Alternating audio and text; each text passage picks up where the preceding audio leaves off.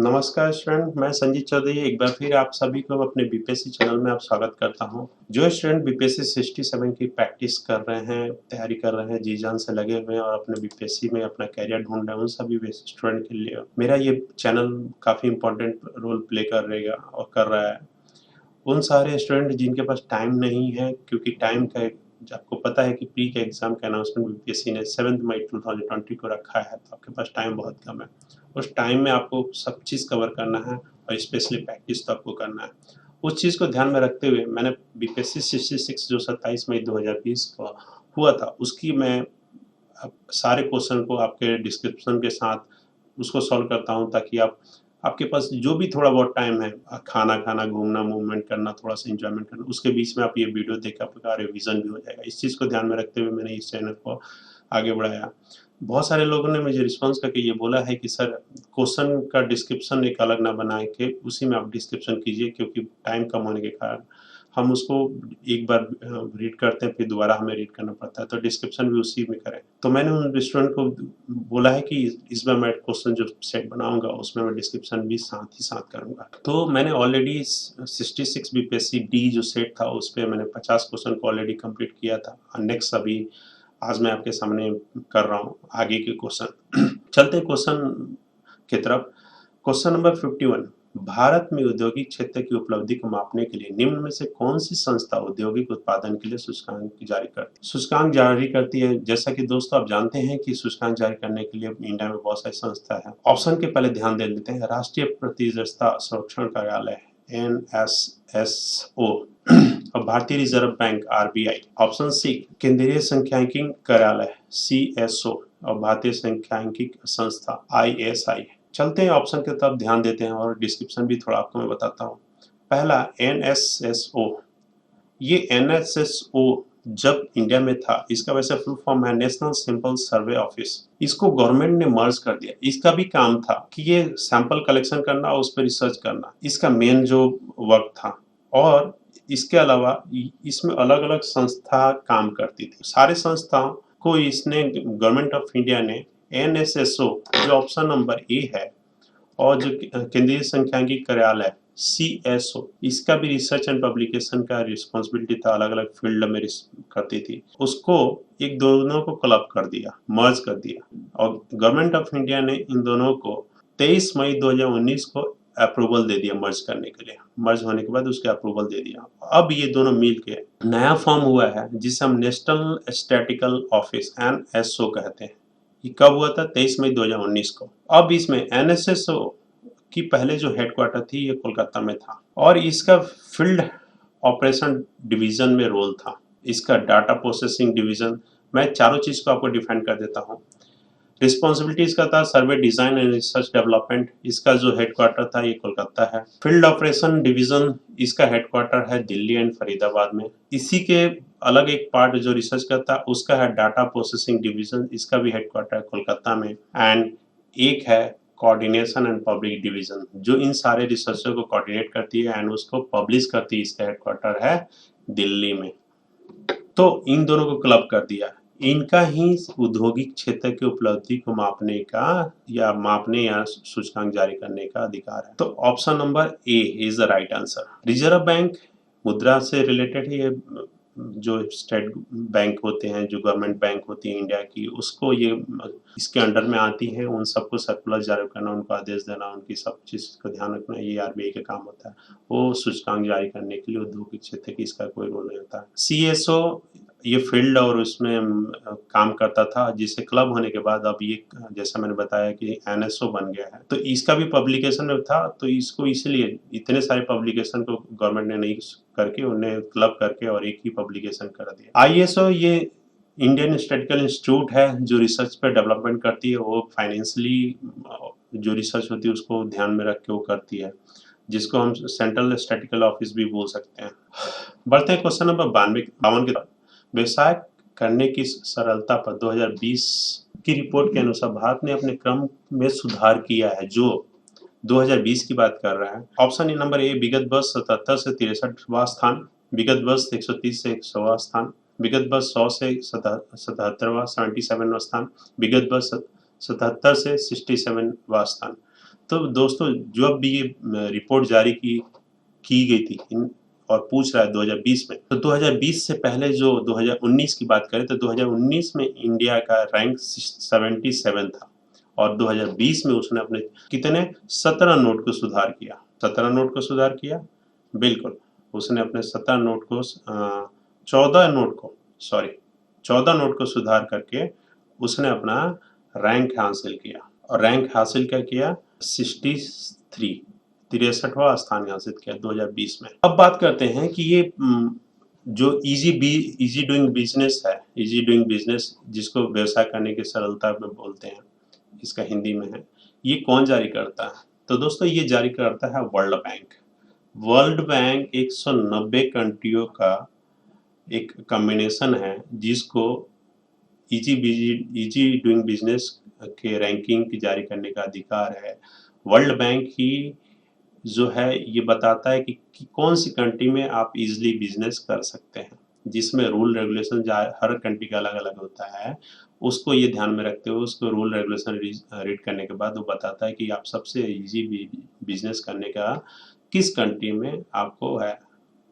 तो जब ये 2020 की बात हो रही है, 2021 में और 20 में टॉप में जो कंट्री थी जहाँ पे इजी डूइंग बिजनेस लाइफ मतलब व्यवसाय करने का सरलता सबसे अच्छा है वो है न्यूजीलैंड। वर्ल्ड बैंक का हेडक्वार्टर कहाँ है? तो ये है वाशिंगटन डीसी अमेरिका में। बढ़ते क्वेश्चन नंबर 53 भारत के केंद्रीय बजट में संस्थागत किसी खास प्रभाव बढ़ाने के लिए वर्ष 2020 से 21 के लिए क्या खास लक्ष्य रखा है?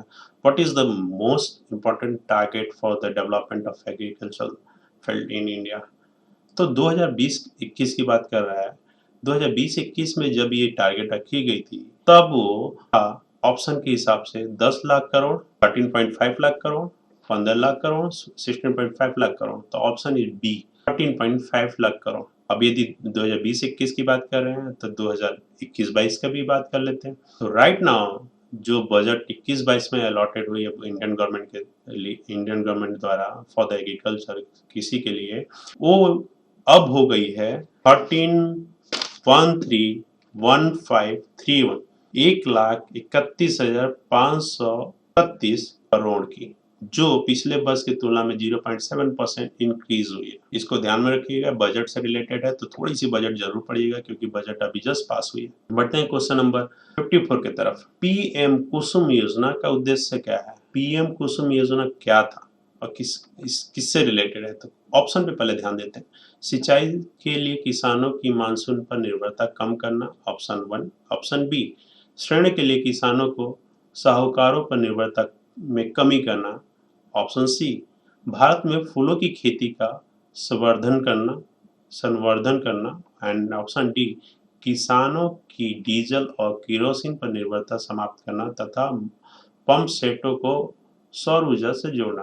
तो प्रधानमंत्री कुसुम योजना का उद्देश्य ये था कि किसान जो अपने एग्रीकल्चर को पटवन या सिंचाई करते हैं उनको उनके लिए जो मोटर इस्तेमाल करते हैं वो केरोसिन और डीजल पे चलती थी, जिसके कारण से बहुत लोड पड़ता था इंडियन गवर्नमेंट को डीजल केरोसिन पर। तो उसको कम करने के लिए और पॉल्यूशन को कम करने के लिए इंडियन गवर्नमेंट ने किसानों को कम खर्चे पे सोलर ऊर्जा से उससे जोड़ा है ताकि वो सोलर ऊर्जा के थ्रू अपने पंप को चला के अपना खेती को सिंचाई कर सके। तो option D is a right answer. बढ़ते हैं क्वेश्चन नंबर 55 की तरफ। निम्न में से भारत का कौन सा व्यापारिक बैंक विश्व के शीर्ष 100 बैंकों में शामिल है? Global 100 banks in the world. तो भारत के जो बैंक 2019 में ये घोषित हुई थी, उस समय भारत का ये बैंक एक ही ऐसा बैंक था जिसने ग्लोबल टॉप 100 में अपना रैंक बनाया था। तो इंडिया के चारों बैंक का नाम लिख दिया गया। ऑप्शन में ध्यान देते हैं। ऑप्शन ए है जो आईसीआईसीआई बैंक, भारतीय state bank, HDFC bank, Kotak Mahindra bank, OPEC में से कोई नहीं। तो सिर्फ एक बैंक है, वो है ऑप्शन बी भारतीय स्टेट बैंक, जिसने अपना 55वां पोजीशन हासिल किया था टॉप 100 ग्लोबल बैंक में। बढ़ते क्वेश्चन नंबर 56 की तरफ। 56वां, भारत सरकार ने 2020-21 के बजट में एक नई योजना निर्विक घोषित की है। अर्थव्यवस्था के निम्न में से कौन सा क्षेत्र इस योजना से संबंधित है? तो निर्भीक योजना क्या है? और निर्भीक योजना का पहले फुल फॉर्म समझ लेते हैं। निर्यात ऋण विकास योजना। निर्यात ऋण विकास योजना ये इंडियन गवर्नमेंट ने स्कीम उन लोगों के लिए चालू किया है जो निर्यात के फील्ड से जुड़े हुए हैं, और इसका कारोबार ईसीजीसी के ऊपर रखा गया है। इसी export credit guarantee corporation of India के अंतर्गत इस योजना का शुरू किया गया। और अब ऑप्शन पे चलते हैं। कृषि के क्षेत्र के लिए नहीं, उद्योग के क्षेत्र के लिए नहीं, स्वास्थ्य के क्षेत्र के लिए नहीं, निर्यात के क्षेत्र के लिए इज द राइट आंसर। तो ये निर्यात के क्षेत्र के लिए हुआ है, और ये इसका budget finance Indian financial department द्वारा किया जाता है। मीन्स मिनिस्ट्री, फाइनेंशियल मिनिस्ट्री के द्वारा इसको बजट का अलॉटेड होती है। बढ़ते हैं क्वेश्चन नंबर 57 की तरफ। बिहार सरकार ने 1 अप्रैल 2019 से सार्वजनिक वित्तीय प्रबंधन प्रणाली CFMS शुरू किया है। CFMS है क्या? पहले ऑप्शन देख लेते हैं। राज्य में समस्त वित्तीय कार्यालयों को ऑनलाइन एंड कागज रहित बनानी है। बैंकों की NPA की समस्या को हल करनी है। राज्य परियोजनाओं के प्रभावित क्रियान्वयन को सुनिश्चित करनी है। और ऑप्शन डी, स्थानीय निकायों सहित राज्य सरकार के वित्त का प्रबंधन करना है। जैसा आप जानते हैं इसका रोल क्या है, तो ये क्या किया है, ये बिहार सरकार ने बहुत सारे इसको प्रॉब्लम आती थी अपने बिहार के एम्प्लॉय के लिए। उनकी सैलरी की जानकारी रखना और उनकी पेंशन की उसकी इंफॉर्मेशन रखना।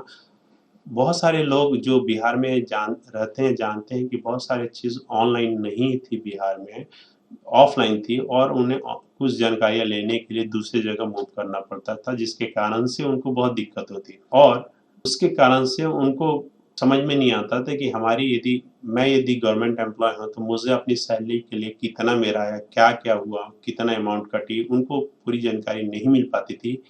तो उसको सॉल्व करने के लिए बिहार ने ये 1 अप्रैल 2019 को रखा कि इसको कैसे सॉल्व किया जाए। तो option is the right option A, राज्य के समस्त वित्तीय कार्यकलापों को ऑनलाइन एंड कागज रहित बनाना है। कागज रहित मतलब डिजिटल कन्वर्ट करना है और पेजों का इस्तेमाल कम करना है, जिससे हमारे पेड़ पौधे की कटाई कम हो। बढ़ते हैं क्वेश्चन नंबर 58 की तरफ। बस भारत सरकार ने 2 जनवरी 2020 को बिहार राज्य को कृषि कर्मण पुरस्कार प्रदान किया। यह पुरस्कार दिया गया था 2 जनवरी 2020 को बिहार राज्य सरकार को कृषि कर्मण पुरस्कार दिया गया था। कृषि कर्मण तो किस कारण से दिया गया था, और कृषि कर्मण होता क्या है?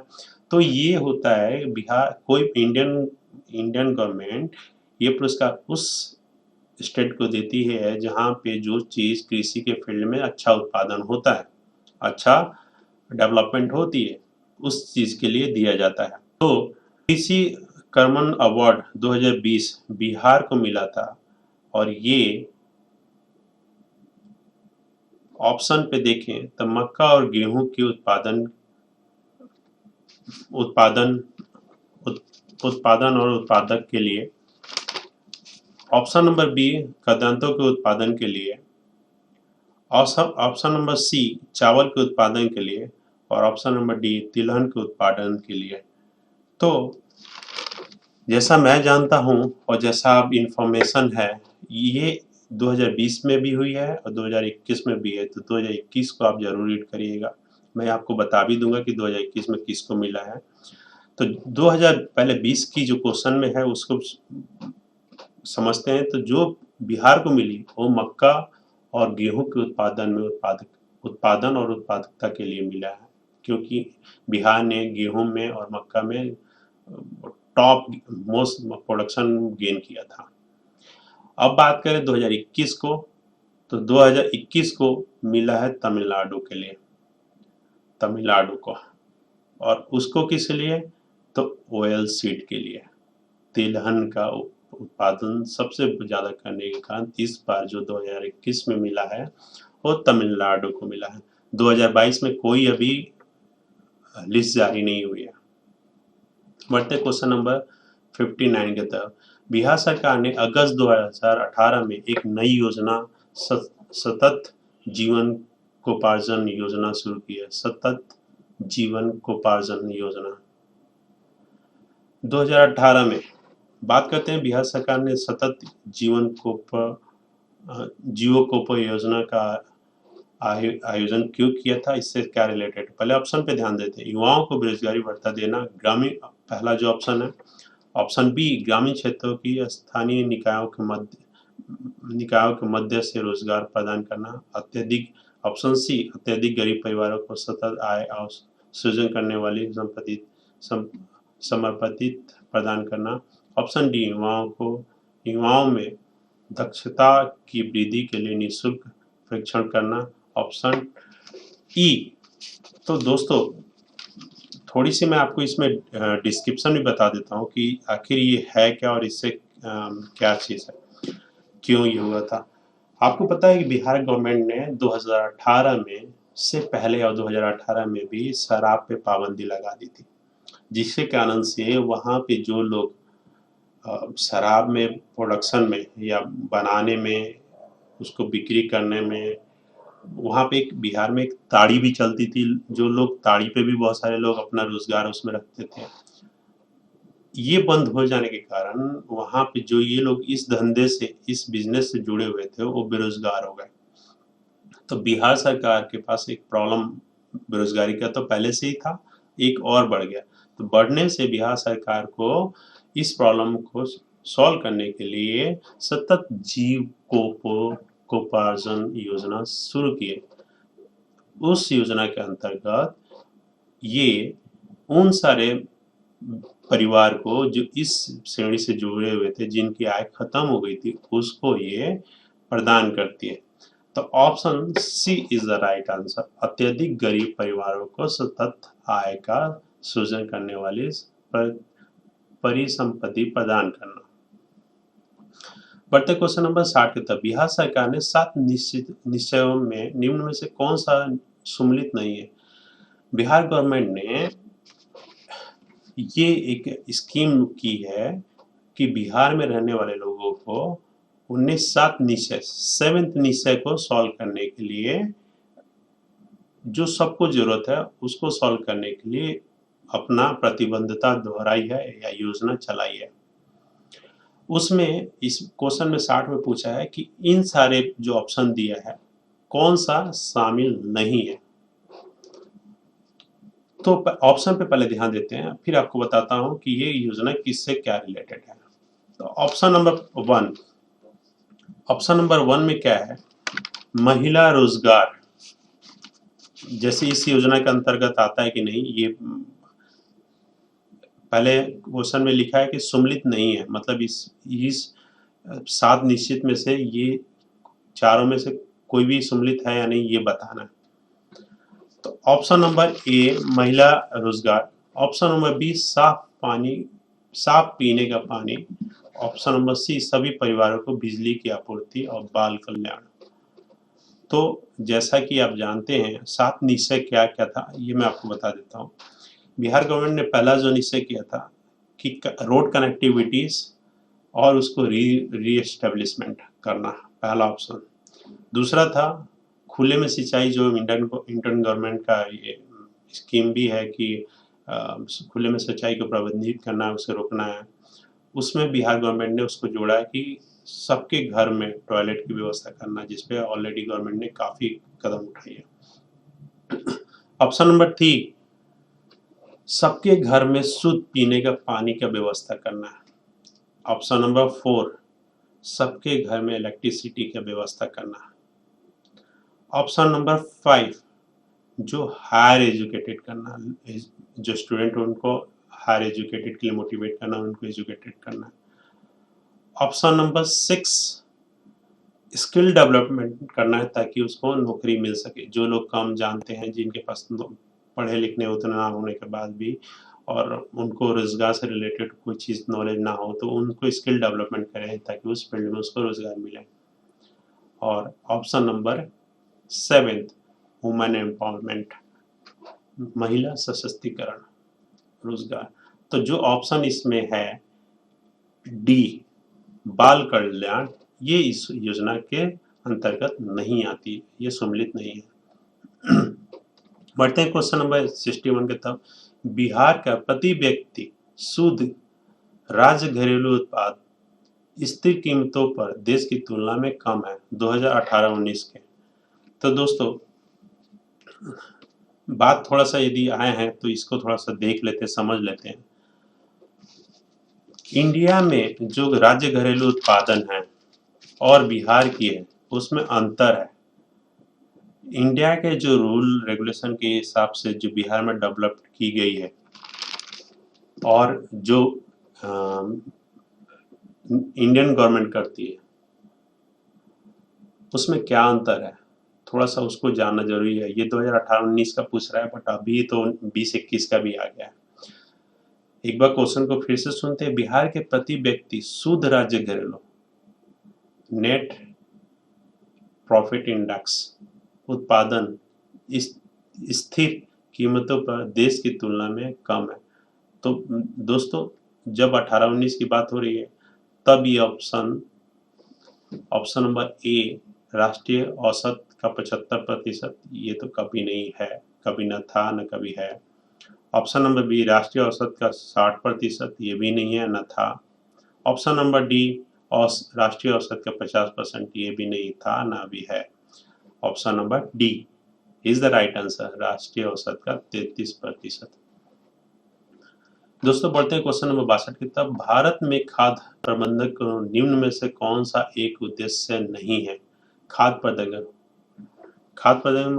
मतलब आप समझते हैं क्या? Food development, food production. तो फूड प्रोडक्शन, फूड डेवलपमेंट दो अलग अलग संस्था होती है। FDI food production food development पे ध्यान रखती है उसको, और एफएसएसआई ये फूड के जो बिक्री होती है उसकी शुद्धता को जांच करती है। दोनों में काफी अंतर है, इस चीज को ध्यान रखिएगा। बात करते हैं कि इसका उद्देश्य नहीं है खाद्य प्रबंधन का, इनमें से उद्देश्य नहीं है। खाद्यान्नों का वितरण इसका उद्देश्य नहीं है। ऑप्शन नंबर ए जो दिया, खाद्यान्नों की खरीद इसका उद्देश्य नहीं है। खाद्यान्नों पे बफर स्टॉक का रख रखावा इसका उद्देश्य नहीं है, ये एफडीआई का है। थोड़ा सा ऑप्शन में ध्यान देते हैं। वितरण से रिलेटेड और खरीद और उसकी क्वालिटी के लिए रिलेटेड एफएसएसआई का है। रख रखावा का जो रोल है वो एफडीआई का है। खाद्य प्रबंधन का क्या रोल है? खाद्यान्नों के निर्यात इंपोर्ट का ध्यान रखना इसका रोल है। तो right answer is the D. करते हैं क्वेश्चन नंबर 63 की तरफ। भारत के राजस्व घाटे से तात्पर्य क्या है? राजस्व घाटे जो इंडिया का जो प्रॉफिट और लॉस होता है उससे ये रिलेटेड क्वेश्चन है। इसमें ये पूछ रहा है कि भारत का राजस्व घाटे से क्या तात्पर्य है। क्वेश्चन का नंबर के ऑप्शन पे चलते हैं। भारत सरकार को अपने उन व्यवसायों को वित्त पोषण के लिए उधार लेने की आवश्यकता है जो पूंजीगत परिसंपत्तियों का निर्माण करते हैं। ऑप्शन नंबर बी भारत सरकार को अपने उन व्यवसायों को वित्त पोषण के लिए उधार लेने की आवश्यकता है जो पूंजीगत परिसंपत्तियों का निर्माण नहीं करती है। भारत सरकार को भारतीय रिजर्व बैंक से सरकारी प्रतिभूतियों के बदले उधार लेने का आवश्यकता है। ऑप्शन नंबर डी भारत सरकार को अंतर्राष्ट्रीय वित्तीय संस्थाओं से उधार लेने की आवश्यकता होती है। तो राजस्व घाटे ना तो अंतर्राष्ट्रीय से रिलेटेड है ना रिजर्व बैंक से रिलेटेड है। ऑप्शन नंबर बी भारत सरकार को अपने उन व्यवसायों के वित्त पोषण के लिए उधार लेने की आवश्यकता है जो पूंजीगत परिस्थितियों का निर्माण नहीं करते। बढ़ते हैं क्वेश्चन नंबर 64 की तरफ। 64 वर्ष 2019-20 में निम्न में से कौन सा देश भारत के सर्वाधिक व्यापारी भागीदार वाला देश है, जिससे हमारी बिजनेस पार्टनरशिप चलती है, बिजनेस इंपोर्ट एक्सपोर्ट होता है, उसमें सबसे टॉप कंट्री कौन सी है? 2019-20 की पूछ रहा है, बट अभी 20-21 में भी है जिसके में ऑलरेडी डेवलप हो चुकी है। 22-23 का भी नहीं है, तो 21-22 19-20 पे जो क्वेश्चन पूछा उस पे चलते हैं। तो पहला संयुक्त अरब America, option A, option B चीन, ऑप्शन सी संयुक्त अरब अमीरात और चौथा डी सऊदी अरब। दोस्तों जैसे कि आप जानते हैं 2019-20 में भी हमारा सबसे ज़्यादा टॉप में नंबर 1 जिससे हम ज़्यादा करते थे, क्योंकि इंडिया ज़्यादा इम्पोर्ट करती है, बाहर से एक्सपोर्ट कम करती है। इम्पोर्ट मतलब जो हम ले आते हैं, एक्सपोर्ट मतलब जो हम भेजते हैं। इम्पोर्ट हम सबसे ज़्यादा हम पहले डेवलपमेंट दूसरे पे डिपेंडेंट रहते थे। अब मोदी सरकार मोदी गवर्नमेंट में हम आत्मनिर्भर भारत की योजना के थ्रू बहुत सारी चीज़ को खुद ही डेवलप करते हैं ताकि हम दूसरे से इम्पोर्ट ना कर पाएँ। जो 2019-20 में हम सबसे ज़्यादा हमारा सबसे ज़्यादा भागीदारी थी, वो अमेरिका के साथ थी। और सेकंड नंबर पे चीन, फिर ऑप्शन नंबर सी संयुक्त अरब अमीरात था और ऑप्शन नंबर डी सऊदी अरब। सबसे ज़्यादा होती है इन्हीं चारों कंट्रीज से, और ये जैसे है वैसे सीरियल में भी है। अब 2022 में जो हुआ है, 2022 में भी टॉप हमारा इम्पोर्ट एक्सपोर्ट की जो भागीदारी होती है इम्पोर्ट की, वो संयुक्त अरब अमेरिका नंबर 1 पे है, नंबर 2 पे चीन है और नंबर 3 पे संयुक्त अरब अमीरात है और नंबर 4 पे सऊदी अरब है। आते हैं क्वेश्चन नंबर 65 पे। भारतमाला परियोजना से भारत को निम्न में से कौन सा इंफ्रास्ट्रक्चर क्षेत्र में संबंधित है? भारत माला परियोजना को पता है, वो बहुत पहले अटल वाजपेयी जी ने 4 कॉरिडोर एक योजना चलाई थी, जिसमें दिल्ली, कोलकाता, चेन्नई और मुंबई को जोड़ने के लिए एक कॉरिडोर था। उसको थोड़ा सा डेवलप कर दिया गया, अब वो उसको बना दिया गया भारतमाला परियोजना, और अब वो भारतमाला परियोजना में भी हमें सड़क के इंफ्रास्ट्रक्चर डेवलपमेंट के ऊपर काम करती है। ऑप्शन को भी देख लेते हैं। दूरसंचार क्षेत्र से इसका कोई रिलेटेड नहीं, रेलवे के लाइन से कोई नहीं रिलेटेड है, सड़क इंफ्रास्ट्रक्चर डेवलपमेंट पे इसका रोल है, बंदरगाह से इसे कोई रिलेटेड नहीं। तो राइट आंसर इज द सी। आते हैं क्वेश्चन नंबर 66 की तरफ।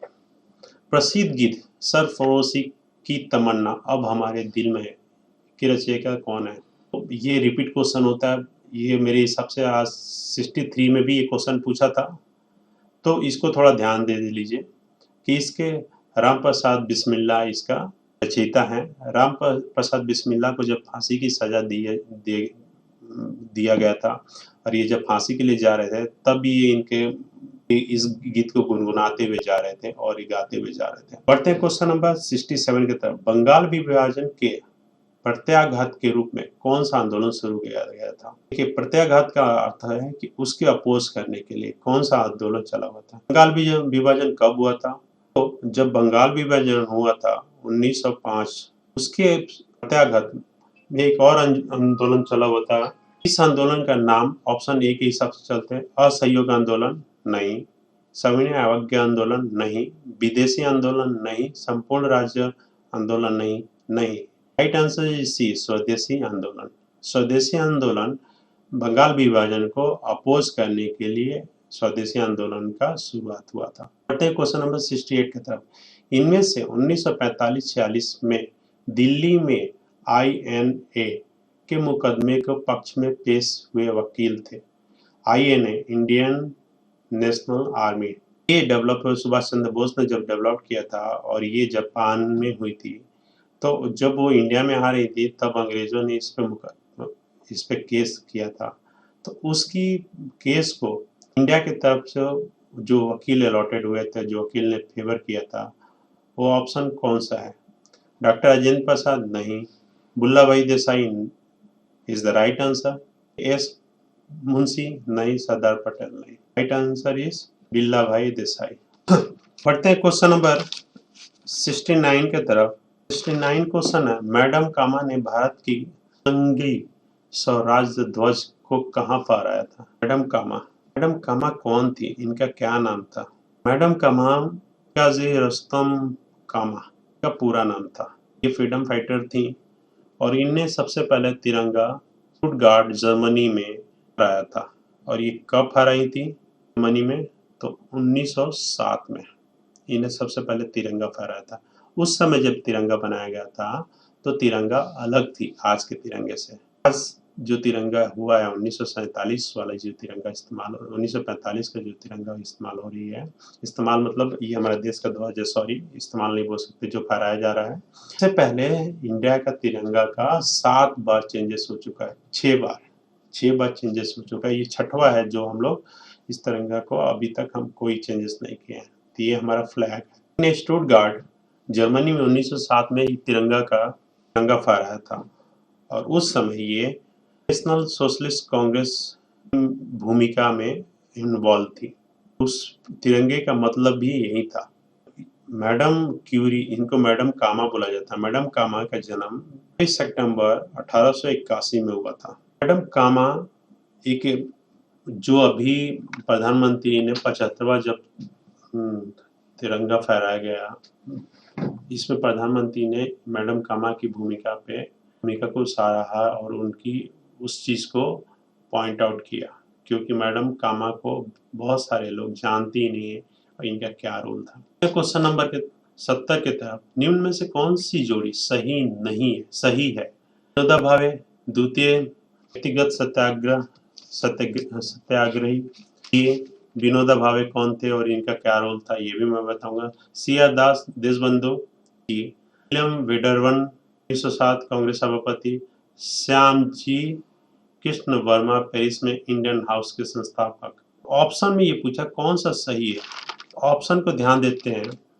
विनोबा भावे एक इंडियन स्ट्रगल थे, इंडियन फ्रीडम फाइटर थे। ये राष्ट्र निर्माण में इनका योगदान था, इनका मोस्ट इम्पोर्टेंट रोल था राष्ट्र निर्माण। और ये जन्मे थे 11 सितंबर 1895 में। इनकी जन्म महाराष्ट्र में हुई थी और इनने द्वितीय व्यक्तिगत सत्याग्रह से इनका कोई रोल नहीं है। सीआर दास देशबंधु, इनका जन्म 5 नवंबर 1870 में कोलकाता में हुआ था और ये स्वराज पार्टी के फाउंडर थे। देशबंधु से रिलेटेड थी। The right answer is option C भी जान लीजिए, ऑप्शन डी भी जान लीजिए। विलियम वेडरवन 1907 के कांग्रेस के सभापति नहीं थे, बट विलियम वेडरवन एक अंग्रेजर थे और इनने इंडियन फार्मर की प्रॉब्लम को सुधारने की कोशिश की। इनने बैंक में जो प्रॉब्लम आती थी उस समय, जो बैंक एस्टेब्लिश हुआ था, उस प्रॉब्लम को जो इंडियन फार्मर फेस करते थे, मतलब झेलते थे, उसको सुधारने की कोशिश की थी और इन्हीं ने भारतीय राष्ट्रीय कांग्रेस का स्थापना में सहयोग दिया था।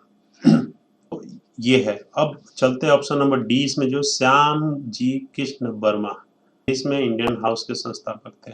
श्याम जी जो हैं ये इंडियन रिजोल्यूटरी फाइटर थे और इनने Indian house rule of society और इंडियन होम के एस्टेब्लिशमेंट किए थे। बढ़ते हैं क्वेश्चन नंबर 71 की तरफ।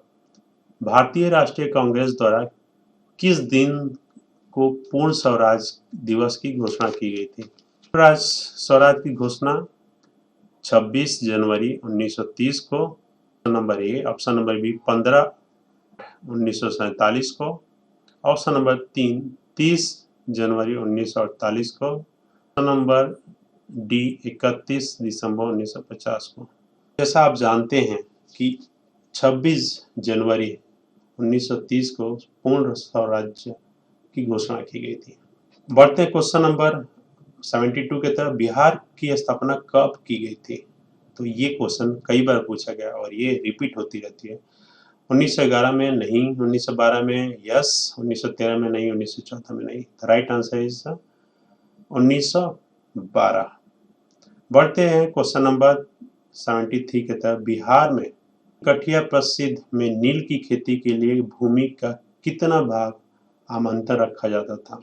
जैसे नील की खेती के बारे में, जिसको हम 3 कठिया भी बोलते हैं, इसको अंग्रेज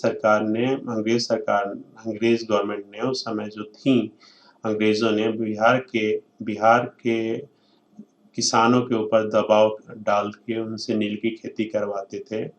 उसके लिए जो भी उनके पास जमीन था उसका कुछ पार्ट सिर्फ नील की खेती के लिए रिजर्व कराया जाता था, मतलब उसको रखा ही जाता था, वही कर सकते थे, उसके अलावा कुछ नहीं कर सकते थे। तो पूछ रहा है कितने भाग। ऑप्शन देखते हैं, 10 का 1 भाग, 1 भाग, 20 का 3 भाग और 25 का 3 भाग। राइट आंसर इज 20 का तीसरा भाग, ऑप्शन सी। तो आज के लिए इतना ही। उम्मीद करता हूँ कि मेरा वीडियो आपको अच्छा लगा और इसको सब्सक्राइब कीजिए, दोस्तों अपने साथ वाले को शेयर कीजिए और लाइक कीजिए ताकि लोगों को इसकी बेनिफिट मिल सके। और आपकी, मुझे जो उम्मीद है, आप अपने एम को पूरी तरीके से हिट करेंगे और आप अपना बीपीएससी में जो कैरियर को देखते हैं वो आपकी ज़रूर पूरा होगा। आप अपने प्रैक्टिस को यही जारी रखिए, प्रैक्टिस को कभी भी छोड़िएगा नहीं, क्योंकि आपकी प्रैक्टिस ही आपका सबसे इम्पोर्टेंट रोल प्ले करेगा और आप उसको हिट कर सकते हैं। तो जैसा मैं आपसे रिपीट कर रहा हूँ कि प्रैक्टिस कराना मेरा काम है और आपकी सारी प्रैक्टिस मैं कराऊंगा, जो आपका टाइम लिमिट है उसके अंदर, ताकि आपको इसके लिए अलग से टाइम निकाल के प्रैक्टिस नहीं करना है। सो आज के लिए इतना ही। Thank you so much, best of luck, bye bye.